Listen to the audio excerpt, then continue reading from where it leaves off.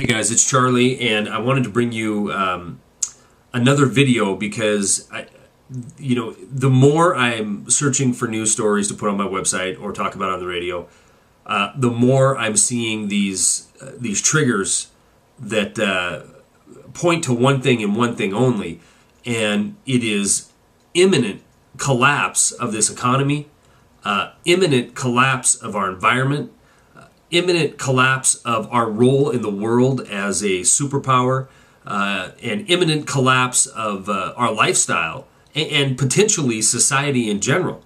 And I know that sounds far-fetched, but let me finish.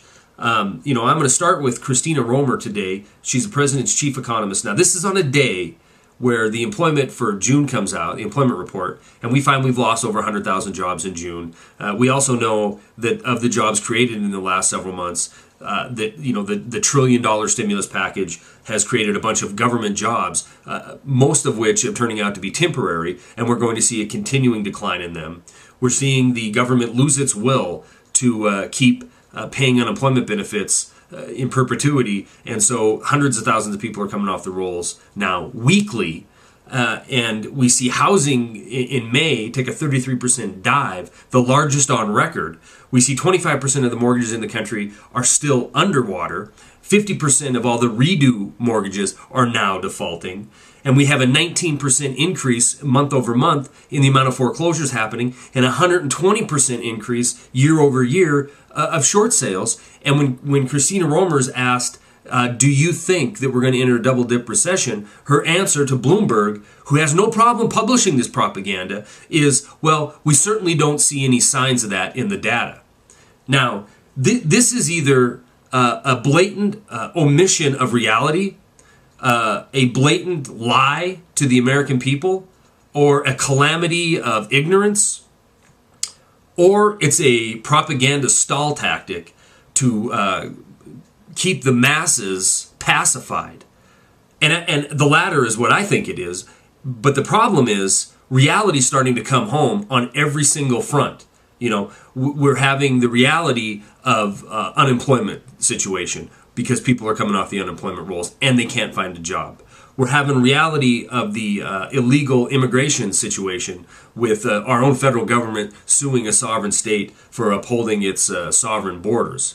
We're having the reality of the incompetence of our so-called representatives in dealing with a true national crisis in the Gulf of Mexico. We're having the reality that the corporations such as BP can control the data that comes out of that region of the world, the way they're going to handle the cleanup, the toxic chemicals they're going to use to disperse it, and basically every piece of information has to get channeled through the right corporate operatives, or it doesn't come to us. The problem is, for the administration, for the corporations, for the powers that be, the truth is getting out. And people are starting to realize that this thing is coming apart. And it's coming apart rapidly. The economy, most people surveyed now believe we are in a recession still, double dip. There's a large percentage that believe we never came out of it. There was no recovery. And in fact, we're in depression.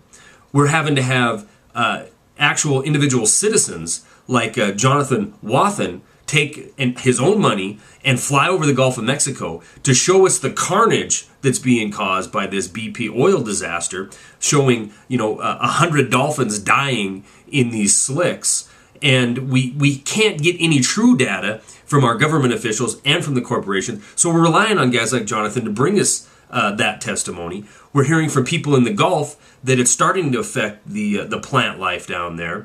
And we're even hearing reports from guys like Matt Simmons who are saying that we're going to end up evacuating millions of people out of that region.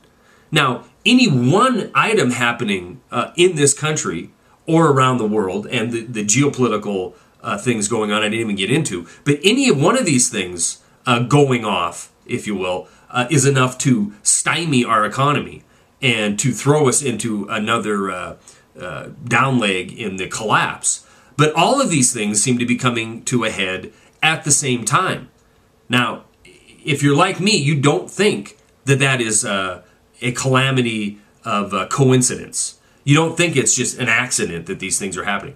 This is, like Rahm Emanuel says, never waste a good crisis. And the handwriting is on the wall. The UN's coming out saying the dollar shouldn't be the world reserve currency. The head of the European Bank, their Federal Reserve, is talking about global governance. We have a carbon tax that's going to unify the world under a tax system, that failed last year in Copenhagen. Miraculously, we have a disaster in the Gulf of Mexico that is going to be fresh on the minds of everybody when they have the next climate summit in where of all places? Mexico City. So you see, none of these things separately can be called just a freak accident. None of these things separately can be labeled as a conspiracy.